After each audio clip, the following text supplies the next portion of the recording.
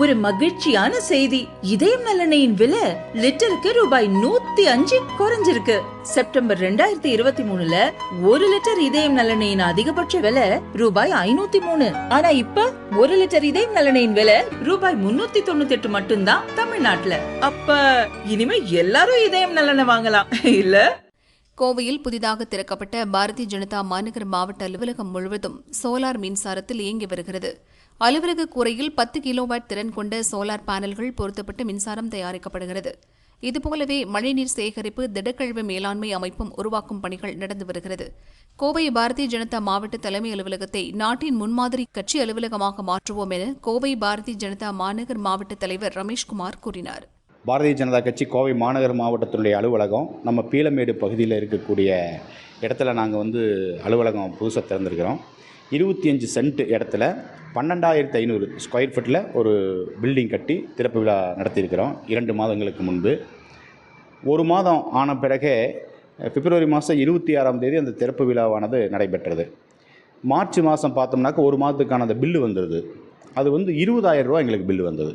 பார்த்தோன்னே ரொம்ப அதிர்ச்சியாக இருந்தது. என்ன காரணம்னாக்கா வணிக நிறுவனங்களுக்கு மின்சார கட்டணம் ரொம்ப அதிகம். அது தமிழ்நாட்டில் அடிக்கடி ஏற்றிட்டு இருக்கிறாங்க மின்சாரத்தினுடைய கட்டண உயர்வு.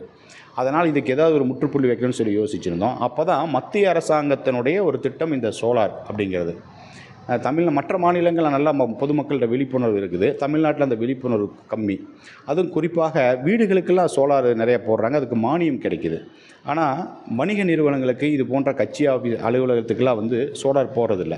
அதனால் நம்ம இந்த மின்சார கட்டணத்தை குறைக்கணுங்கிறதுக்காக நம்ம கட்சி ஆஃபீஸ்க்கு போடலான்னு ஒரு முயற்சி எடுத்தோம். அப்படி பார்க்கும்பொழுது தான் பல்வேறு கம்பெனிஸில் கேட்கும்போது கடைசியாக திருநெல்வேலியில் ஒரு நபர் நமக்கு கொஞ்சம் சலுகை விலையில் செய்து கொடுத்தார். அவங்களுக்கு நன்றி சொல்லிக்கிற அந்த இடத்துல. அதனுடைய உற்பத்தி திறன் 10 கிலோவாட்டு. நம்மளுடைய அலுவலகத்துக்கு AC, lift, tube, light, fan எல்லாமே சேர்ந்து கிட்டத்தட்ட 6 கிலோவாட்டு தான் தேவைப்படுது.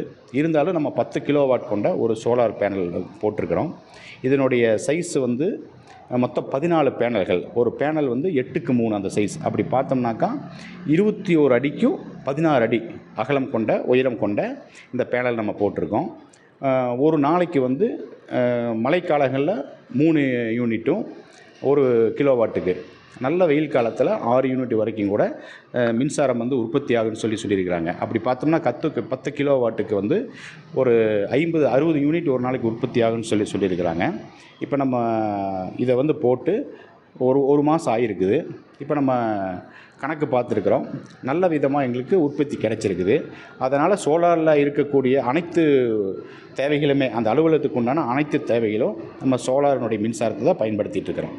தமிழகத்திலேயே எந்த ஒரு அரசியல் அலுவலகத்துலேயும் இந்த சோலார் அப்படிங்கிறது எனக்கு தெரிஞ்சு இல்லை. நம்ம முதல் முறையாக இந்த முயற்சி எடுத்திருக்கிறோம். இது என்ன தான் நம்ம பல லட்சம் இன்வெஸ்ட் பண்ணி அதை போட்டாலும் கூட அரசாங்கம் தமிழ்நாடு அரசாங்கம் சில தொகைகள் திரும்ப நுகர்வோர்கிட்ட கலெக்ட் பண்ணுறாங்க. அது என்னென்னு பார்த்தா 2 விதமான தொகை. ஒன்று, 1 கிலோவாட்டுக்கு அந்த டெபாசிட் அமௌண்ட் சொல்லிட்டு 240 ரூபாலேருந்து 250 ரூபா சார்ஜ் பண்ணுறாங்க. அப்படி பார்த்தோம்னா 10 கிலோவாட்டுக்கு நம்ம சும்மா 250 ரூபா 2 மாதத்துக்கு ஒரு முறை கொடுக்க வேண்டிய ஒரு சூழல் ஏற்படுது. அதே மாதிரி இந்த மின்வழி பாதை கட்டணம்னு சொல்லிட்டு, ஏன்னா நம்ம உற்பத்தி பண்ணுற சோலார் நேரடி நம்ம பயன்படுத்த முடியாது. அது மின்சார வாரியத்துக்கு கொடுக்கணும். மின்சார வாரியத்திலிருந்து கொடுக்கக்கூடிய மின் இணைப்பு தான் நம்ம பயன்படுத்த போகிறோம். அப்படி பண்ணும் பொழுது அதற்காக ₹1.60 ₹1.70 ஒரு யூனிட் கட்டணும்னு சொல்கிறாங்க. அப்படி பார்த்தோம்னாக்கா ஒரு 1000 யூனிட் நம்ம ஒரு மாதத்தில் பயன்படுத்தியிருந்தோம்னு சொன்னால் அதுக்கு ஒரு 1,600 ரூபாயும் ப்ளஸ் இந்த 2,400 ரூபா சேர்ந்து ஒரு 4,000 ரூபாலேருந்து 5,000 ரூபா நம்ம முதலீடு போட்டு நம்ம கரண்ட்டு தயாரித்து நம்ம பயன்படுத்தினாலும் கூட 5,000 ரூபா சும்மா அரசாங்கத்துக்கு கொடுக்க வேண்டிய ஒரு சூழ்நிலை இருக்குது. இதை குறைச்சாங்கன்னு சொன்னோம்னா மற்ற நபர்கள் எல்லாருமே இதை பயன்படுத்துவாங்க. பெரிய பெரிய வணிக நிறுவனங்கள், பெரிய பெரிய தொழிற்சாலைகள் இதெல்லாம் இருக்குது. கோயம்புத்தூரில் நிறையா இருக்குது. இதே போல் நிறையா கட்சி அலுவலகங்களாக இருக்குது. கோவை என்பது ஒரு முக்கியமான ஒரு மையப்பகுதி தமிழ்நாட்டில். இந்த பகுதியில் விழிப்புணர்வு இந்த சோலார் சிஸ்டத்தை இம்ப்ளிமெண்ட் பண்ண முடியலைன்னா வேறு எங்கேயும் நம்ம தமிழ்நாட்டில் செய்ய முடியாது.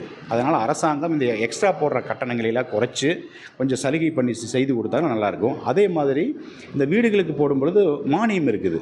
ஆனால் இந்த வணிக நிறுவனங்களுக்கு போடும்போது மானியம் கிடையாது. அதனால் இந்த தமிழ்நாடு அரசாங்கம் அந்த மானியத்தையும் வணிக நிறுவனங்களுக்கு கொடுத்தாங்கனாக்கா இன்னும் அதிக எண்ணிக்கையில் மக்கள் வந்து சோலார் பயன்பாட்டுக்கு வருவாங்க. மத்திய அரசாங்கம் வந்து இதுக்காக மானியமும் கொடுத்து ஒரு விழிப்புணர்வு ஏற்படுத்தியிருக்கிறாங்க. ஆனால் மாநில அரசாங்கம் அதில் இன்ட்ரெஸ்ட் காமிக்கணும். அவங்களுடைய இன்ட்ரெஸ்ட் இருந்தால் மட்டும்தான் மக்கள்கிட்ட இது போய் சேரும். அதனால் வந்து எத்தனையோ திட்டங்கள் வந்து மாநில அரசாங்கங்கள் வந்து விளம்பரப்படுத்தி விழிப்புணர்வு ஏற்படுத்துகிறாங்க. அதனுடைய நன்மைகளை சொல்கிறாங்க. மக்கள் செய்தி தொடர்பில் கூட செய்தியில் கூட போய் இதெல்லாம் சேர்த்துறாங்க. அது மாதிரி இந்த சோலாருக்காகவே அது குறிப்பாக இந்த தினம் வந்து சம்மர் சீசன், கோடைக்காலம். இந்த நேரத்தில் பத்திரிகைகளில், டிவியில் தமிழ்நாடு அரசு சார்பாக மிகப்பெரிய ஒரு விளம்பரங்கள் கொடுத்து அதில் எத்தனை ரூபாய் சதவீதம் வந்து மக்களுக்கு நன்மை இருக்குது அப்படிங்கிறதை விளம்பரப்படுத்தி இந்த வணிக நிறுவனங்களுக்கும் சேர்ந்து சப்சிடி கொடுத்தாங்க, மானியம் கொடுத்தாங்கன்னு சொல்லி சொன்னோம்னாக்கா இன்னும் நல்லா மக்கள்கிட்ட சென்றடையும். இப்போ சோலார் செய்திருக்கிறோம். அடுத்ததாக இரண்டாவது மழைநீர் சேகரிப்பு. நம்ம அலுவலகத்திலேயே ஓரத்தில் இருக்கக்கூடிய பகுதியில் நிறைய மழைநீர் ஏரியா பெருசுங்கிறனால நம்மளுடைய பில்டிங் பெரிய அளவில் இருக்கிறனால நிறைய மழைநீர் வந்து வேஸ்ட்டாக போகுது. அதை வந்து பூமிக்கடியில் சேகரித்து அது 3-4 ஸ்டேஜ் இருக்குது, ஃபில்டர் பண்ணி அதை அப்படியே போர்வெலுக்கு பயன்படுத்துறதுக்கு மாதிரி ஒரு யோசனை வச்சுருக்கிறோம். 2 அதே மூன்றாவதாக நம்முடைய கட்சி அலுவலகத்தில் சேரக்கூடிய திடக்கழிவுகள் அதை வந்து சுத்திகரித்து